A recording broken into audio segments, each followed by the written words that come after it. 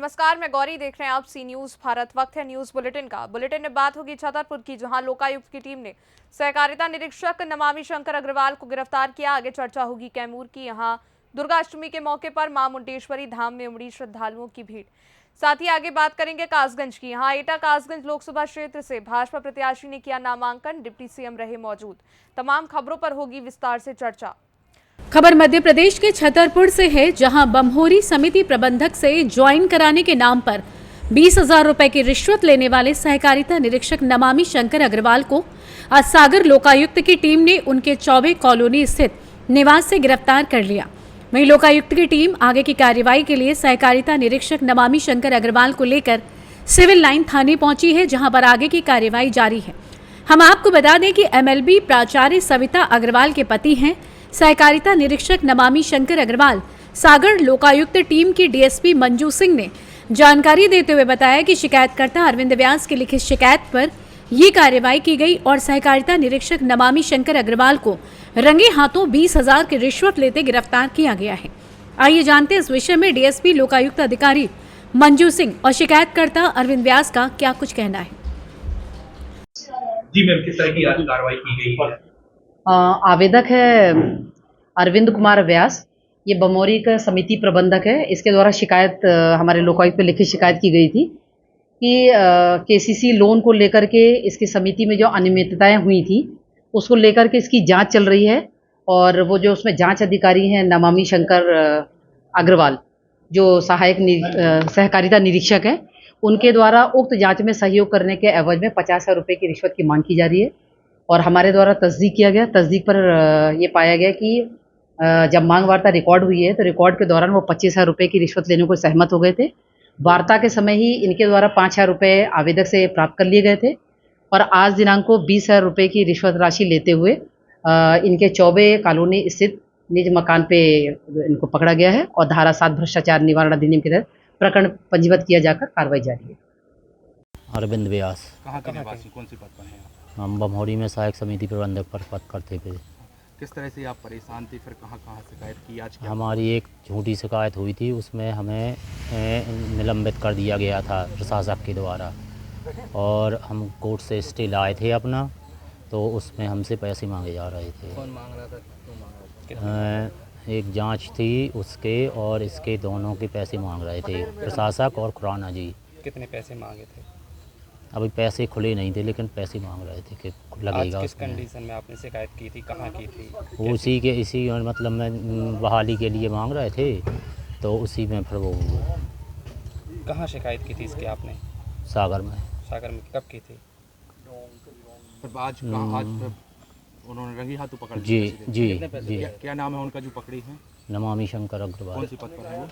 सहकारिता निरीक्षक प्रशासक। कितने पैसे दिए? 20,000। 20,000 रुपये दिए थे। 20,000 जी। काफी दिन से परेशान थे आप? जी। कार्रवाई चल रही है जी। छतरपुर से सी न्यूज संवाददाता कुलदीप सक्सेना की रिपोर्ट। खबर नई दिल्ली से, जहां भारतीय जनता पार्टी का प्रतिनिधि मंडल आज निर्वाचन आयोग पहुंचा।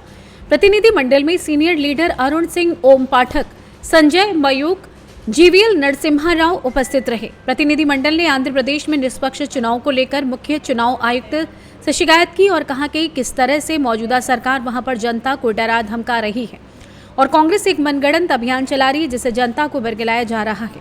मुख्य चुनाव आयुक्त ने भी हमारी बातें आराम से सुनी और हमें आश्वासन दिया उचित कार्रवाई की जाएगी। वहीं सीनियर लीडर अरुण सिंह ने पत्रकारों को संबोधित किया।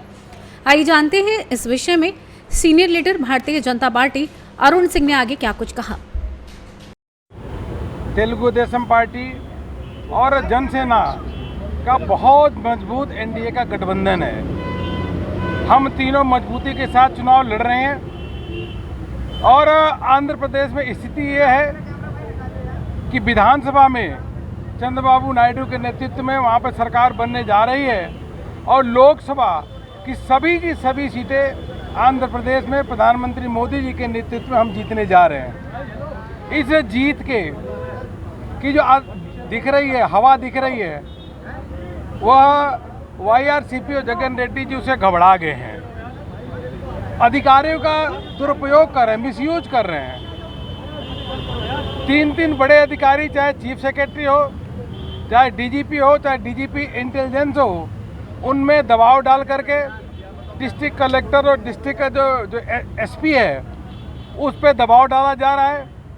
कार्यकर्ताओं को अरेस्ट किया जा रहा है, उन पर एफआईआर दर्ज की जा रही है और खुलेआम एक तरीके से जो वाईआरसीपी है और जगन रेड्डी जी हैं उनको पूरी सपोर्ट किया जा रहा है। हमने चुनाव आयोग से कहा है कि वहाँ फ्री एंड फेयर इलेक्शन की संभावना नहीं दिख रही है, क्योंकि पूरे के पूरे तीनों अधिकारी पक्षपात करते हुए जो वाईआरसीपी के दबाव में काम कर रहे हैं, इसलिए उचित कार्रवाई शीघ्र करनी चाहिए।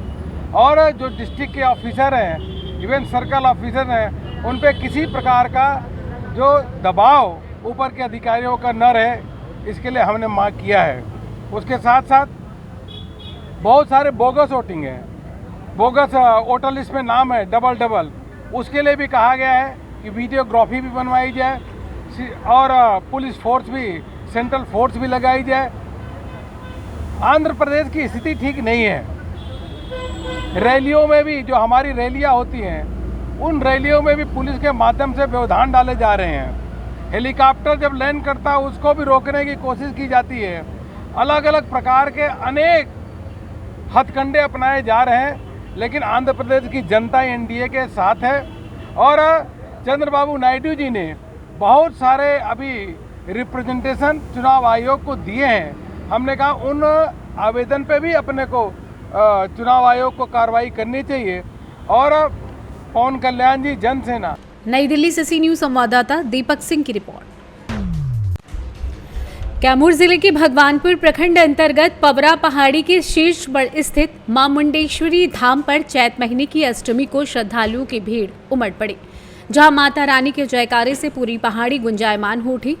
मिली जानकारी के मुताबिक ये मंदिर बिहार के प्राचीनतम मंदिरों में से एक तथा भारतीय मंदिर स्थापत्य का एक अनूठा उदाहरण है। ये प्राचीन मंदिर 7वीं शताब्दी में निर्मित है। ये मंदिर चतुर्दिक द्वारा युक्त अष्टकोणिक विन्यास योजना में बना है। गर्भगृह के मध्य में एक चतुर्मुख शिवलिंग प्रतिमा स्थापित है। इस मंदिर का निर्माण राजा उदय सेन द्वारा किया गया था। वहीं मौके पर मंगल तिवारी, प्रकाश द्विवेदी, राजन द्विवेदी, संजय तिवारी, कोमल तिवारी, गिरधर तिवारी, सिद्धेश द्विवेदी, सत्येंद्र तिवारी, जालंधर शर्मा सहित हजारों की संख्या में श्रद्धालु लाइन में लगकर माता रानी के दर्शन का इंतजार करते नजर आए। कैमूर से सी न्यूज संवाददाता राम प्रवेश तिवारी की रिपोर्ट। खबरेटा से, जहां कासगंज लोकसभा से भाजपा प्रत्याशी राजवीर सिंह राजू भैया ने कासगंज कलेक्ट्रेट पहुंचकर नामांकन किया। उनके नामांकन कार्यक्रम में यूपी के डिप्टी सीएम ब्रजेश पाठक पहुंचे। उन्होंने संबोधन में कहा कि भाजपा इस बार 400 पार आ रही है, सपा बसपा का कोई वजूद नहीं। इस बार राजवीर सिंह राजू भैया बहुत बड़े अंतर से जीत रहे हैं। सपा बसपा और कांग्रेस पर भी हमला किया। इस दौरान भाजपा प्रत्याशी ने कहा कि हम अपनी सरकार की योजनाओं तथा कार्यों पर चुनाव लड़ रहे हैं। इस दौरान भाजपा प्रत्याशी राजवीर सिंह के पुत्र कैबिनेट मंत्री संदीप भी मौजूद रहे। आइए जानते हैं इस विषय में भाजपा प्रत्याशी एटा लोकसभा राजवीर सिंह राजू भैया और बेसिक शिक्षा कैबिनेट मंत्री संदीप सिंह ने क्या कुछ कहा। देखिए, आज बहुत बड़ा दिन है और हम सब लोग बहुत प्रसन्न हैं कि जिस तरह से हम सब लोग मिल करके प्रधानमंत्री आदरणीय नरेंद्र मोदी जी के नेतृत्व में पिछले 10 वर्षों में हमारे देश की सेवा करने में हम सब लोग सफल हुए हैं। हर एक नागरिक को हम उसके उत्थान के लिए, उसको सशक्त बनाने के लिए भारतीय जनता पार्टी की सभी योजनाओं के माध्यम से हम सब लोगों ने 10 वर्ष तक काम किया है। और आज एटा लोकसभा में हमारे माननीय सांसद आदरणीय श्री राजवीर सिंह राजू भैया जी ने आज तीसरी बार अपना नामांकन पत्र दाखिल किया है, जिनको भारतीय जनता पार्टी ने तीसरी बार यहाँ से सांसद के रूप में सेवा करने के लिए अवसर दिया है। मुझे यकीन है कि जिस तरह से आज हमारी नामांकन रैली में सभी लोग बड़ी संख्या में सभी लोग समर्थन के लिए जुटे, मुझे यकीन है सबका आशीर्वाद और इसमें इसी तरह से हम लोगों को मिलता रहेगा। और जो हमने लक्ष्य लिया है कि 5 लाख मतों से अधिक से हम एटा लोकसभा को हम लोग जीत करके जाने का हमने संकल्प किया है, लक्ष्य लिया है, इसको अवश्य हम सब लोग पार करेंगे। और प्रधानमंत्री जी ने जो हमें संकल्प दिया है कि 400 पार, उसमें उत्तर प्रदेश की 80 में से 80 लोकसभा सीटों को हम सब लोग भारी बहुमत से जिता करके लेके जाने का लक्ष्य ले चल रहे हैं। भारतीय जनता पार्टी का एक एक कार्यकर्ता पदाधिकारी मिल करके इस चुनाव को लड़ने का काम कर रहा है। हम अवश्य अपने इस लक्ष्य को प्राप्त करेंगे। कासगंज से सी न्यूज संवाददाता मानपाल यादव की रिपोर्ट। फिलहाल के लिए बुलेटिन में बस इतना ही। देश और दुनिया की बड़ी खबरों के लिए देखते रहिए सी न्यूज भारत।